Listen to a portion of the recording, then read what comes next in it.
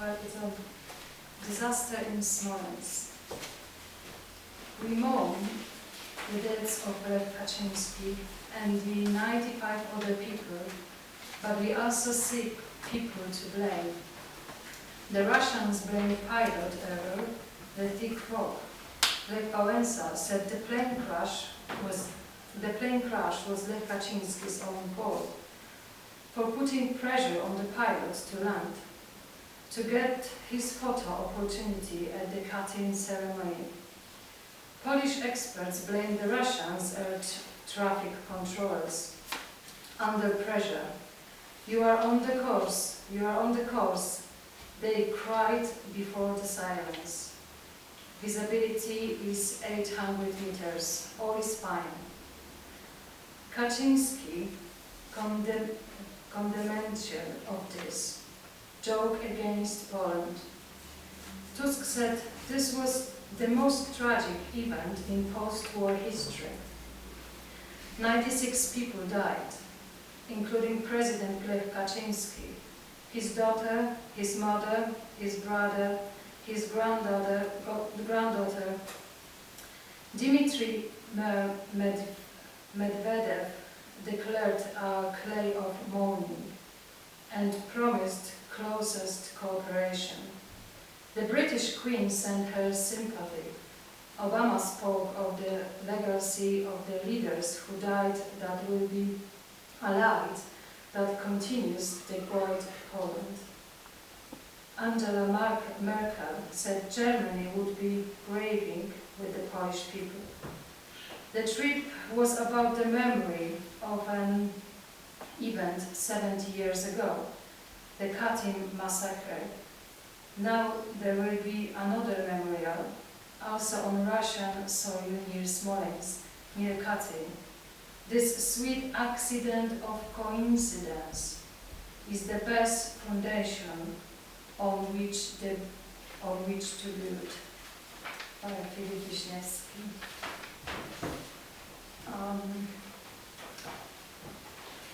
That's the poem by Czesław Miłosz, song on the end of the world. On the day the world ends, a big circus aglow, a fisherman mends a gallmering net. Happy porpoises jump in the sea. By the rain spout, young sparrows are playing, and the snake is gold-skinned, as it should always be. On the day the world ends, women walk through fields under their umbrellas. A drunkard grows sleepy at the edge of a lawn. Vegetable peddlers shout in the street, and a yellow-sailed boat comes nearer the Iceland. The voice of a violin lasts in the air and leads into a starry night. And those who expected lightning and thunder are disappointed.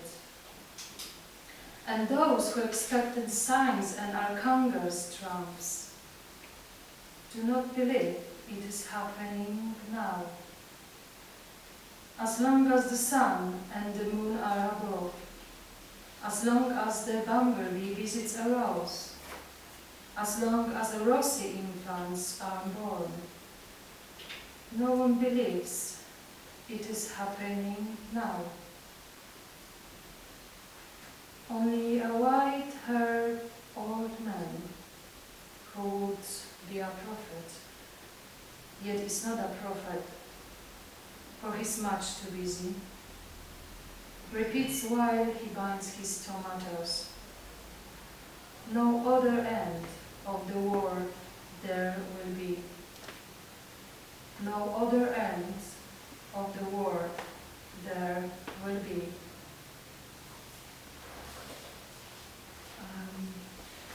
Tortures by Wisława Szymborska. Nothing has changed. The body is susceptible to pain. It must eat and breathe air and sleep. It has thin skin and blood right underneath. An adequate stock of teeth and nails. Its bones are breakable, its joints are stretchable. In tortures, all this is taken into account. Nothing has changed. The body shudders as it shuddered before the founding of Rome and after, in the 20th century before and after Christ. Tortures are as they were. It's just the earth that is grown smaller, and whatever happens seems right on the other side of the wall. Nothing has changed. It's just that there are more people.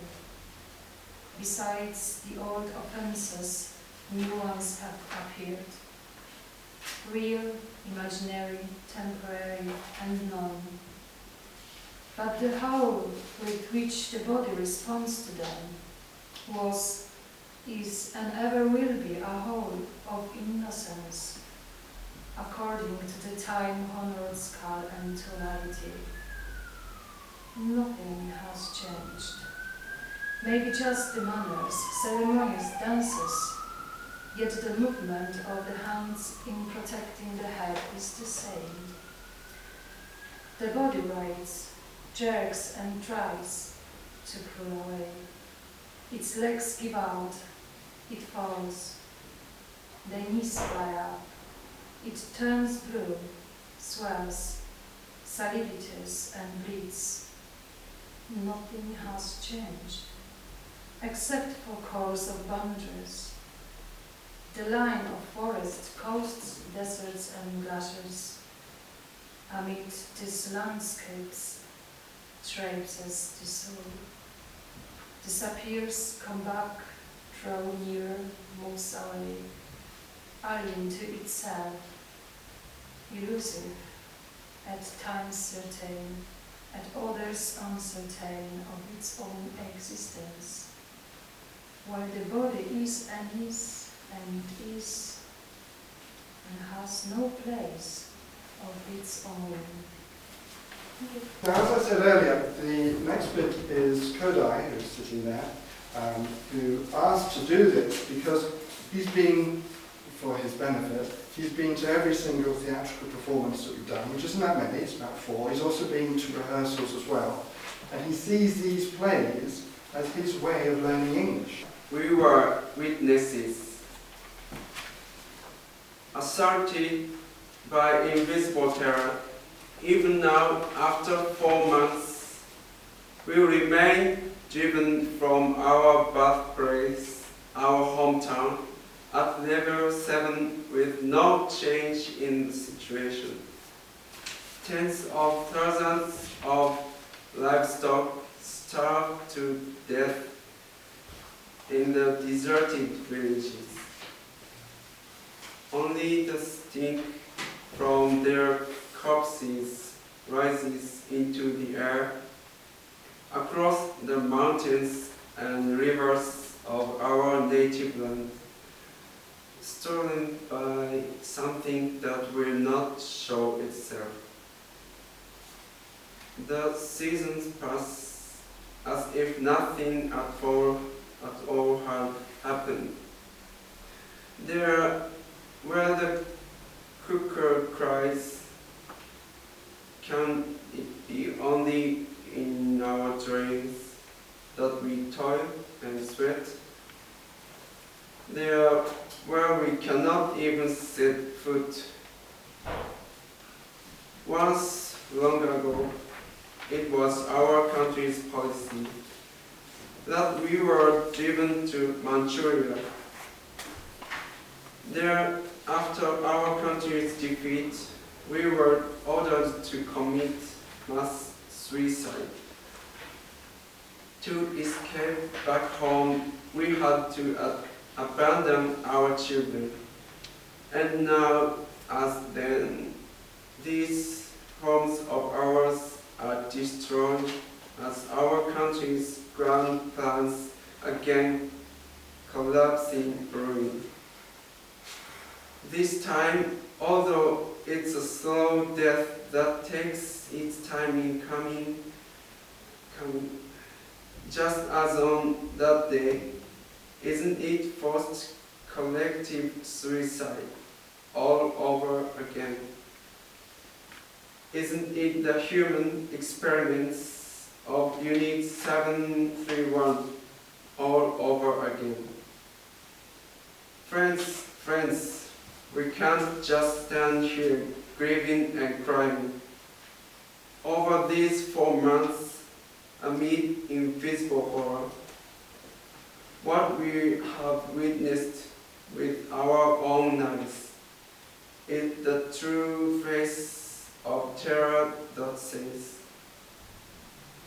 no matter what, for profit's sake, the reactors must stay on.